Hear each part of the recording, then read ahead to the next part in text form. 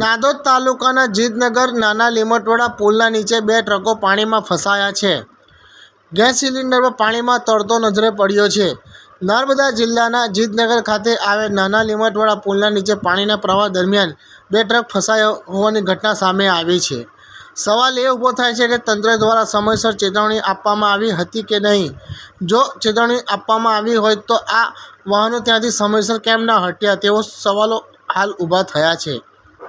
જ્યારે આ ઘટના સ્થળે અમે પહોંચ્યા ત્યાં એજન્સીના કર્મચારી દ્વારા અમારી સાથે તૂતુ મેમે કરવા લાગ્યો, કહેવા લાગ્યો કે અમને કોઈપણ પ્રકારની જાણ કરવામાં આવી નથી, 1 કલાક પહેલાં જ કરવામાં આવી હતી। આ બાબતે અમે નર્મદા જિલ્લા તંત્ર દ્વારા જે કંટ્રોલ રૂમના નંબર જાહેર કરવામાં આવ્યા છે તે નંબર પર વાત કરતાં તેમણે અધિકારીએ જણાવ્યું હતું કે પાણી છોડતા પહેલાં તેમને જાણ કરવામાં આવી હતી। હવે સવાલ ઊભો થાય છે કે આ કામ કરતી એજન્સી સાચી છે પછી તંત્ર સાચું? આમાં કોઈની જાનહાનિ થાય તો જવાબદારી કોની? એજન્સીનો કર્મચારી શું કહે છે સાંભળો, અને ત્યાંથી પસાર થતો યુવાન શું કહે છે સાંભળે આ વિડીયોના માધ્યમથી। खड़ी है, उनको पता नहीं है। हमारे यहाँ के आगे 2-1 किलोमीटर में आगे मशीन खड़ी है, वो नहीं बता सकते हैं। आपको डैम वाले ने क्या बोला? आपको डैम वाले ने क्या बोला? बोल रहे हैं आप? डैम वाले को नहीं देख सकता कि 1 किलोमीटर में दूर में मशीन लगी है, बंदे हैं वहाँ पे। वो नहीं कर सकते हैं। हमें क्यों बोल रहे हैं आप? वही पूछेंगे, आप बोलो। आपको डैम वाले ने नहीं बोला कि बोलता तो हम ही क्यों फंसते हैं? तो आपको कब बोला था आपको? અમે અહીંથી સુરતથી કામ કરીને આવતા હતા, રિટર્નમાં સેલમમાં જતા હતા ગામે, તો અહીંયા અમે બધી બહુ ભીડ જોઈ।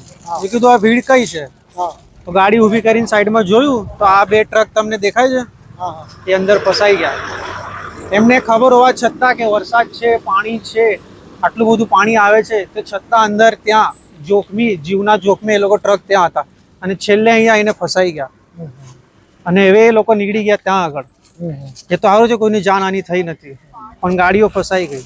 ખાસ કરીને તમે જ્યારે પાણી છોડવામાં આવે છે ડેમ દ્વારા ત્યારે એમને અલર્ટ કરવામાં આવે છે પહેલા અલર્ટ કે ભાઈ આ તમે નીચલા વિસ્તારમાં હોય નદીના તો તમે એ સ્થળ છોડીને સેફ જગ્યા પર જતા રહો।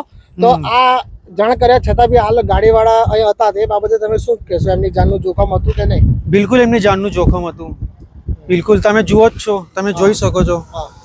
હવે એમાં ફસાઈ ગયા, કાચ બંધ હોય, કોઈ ડ્રાઈવર કે અંદર રહી ગયો તો એને કઈ રીતે બચાવવાના? અહીંથી કોઈ બીજું જઈ બી ના શકે, કંઈ ક્રેન બી ના આવી શકે, તો એ બહુ મોટું જોખમ કહેવાય। આવું નહીં થવું જોઈએ।